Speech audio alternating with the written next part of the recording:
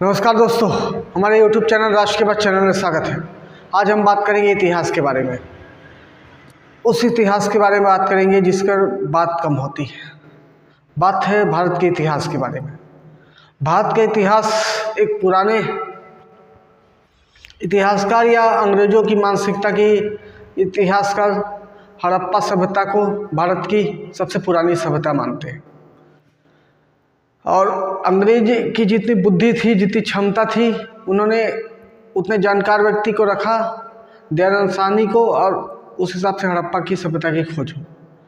लेकिन उसके बाद उन्होंने कई जगह प्रयास किए होंगे इतिहास की खोज के लिए, लेकिन ज़मीन में प्रयास किए होंगे, लेकिन उन्होंने ऐसा इतिहास पता नहीं कर पाया कि एक इतिहास द्वारका का भी है।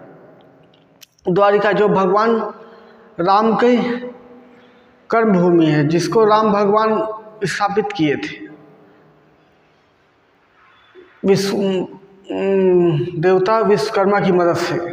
ये बड़ी पुरानी कथा है, यह बहुत हजारों साल पहले की कथा है। अब इतिहासकार या फिर विकिपीडिया, दुनिया भर के इंटरनेशनल सोशल मीडिया या फिर इंटरनेशनल थिंक टैंक ये सब जानने लगे हैं कि अब ये जो कलयुग है भगवान कृष्ण के मृत्यु के बाद चालू हुआ। तो उन्होंने भगवान कृष्ण को स्वीकार करना चालू किए हैं। पहले तो वामपंथी इतिहासकार राम तक को काल्पनिक मानते थे, या फिर भारत के इतिहासकार लगभग बोला जाए कि भारत के इतिहास को या रामायण महाभारत के इतिहास को महाकाव्य बोला जाता है। रामायण को महाकाव्य बोला जाता है, महाभारत को महाकाव्य बोला जाता है। इसको एक एक्चुअल या फिर रियल हिस्ट्री नहीं समझा जाता है। इसको एक कहानी की तरह पढ़ा जाता है, कविता की तरह पढ़ा जाता है। लेकिन जिस हिसाब से मोदी जी ने एक द्वारिका के अंदर, समुद्र के अंदर जाकर द्वारिका के दर्शन किए, और 1980 से प्रयास हो रहा है इसकी खोज के बारे में, द्वारिका के बारे में। हालांकि इतिहासकारों ने उतने तथ्य, उतने साधन संसाधन नहीं जुटा पाए कि इसको द्वारिका का प्रूव कर पाए, लेकिन कहीं ना कहीं ये द्वारिका का ही एक साक्ष्य है। और वामपंथी इतिहास तो सीधा नकार देते हैं कि ये कोई सिविलाइजेशन नहीं है, कोई गलत चीज़ है, या फिर ये इतिहास से मेल नहीं खाते, या फिर ऐसे ऐतिहासिक इंस्ट्रूमेंट नहीं है हमारे पास कि उस स्टोन को, उस आर्किटेक्ट को, उसके भूगोल को समझ पाए कि ये क्या है। तो हमारी हड़प्पा सभ्यता से जहाँ इतिहास की शुरुआत होती है, उससे आदिकाल पे और जाएंगे तो भगवान कृष्ण के काल की इतिहास की भी अब खोज जारी है और हो रहा है। और जो राम को काल्पनिक बोलते थे, ये तो भगवान कृष्ण की घटना 5000 साल पहले की घटना है।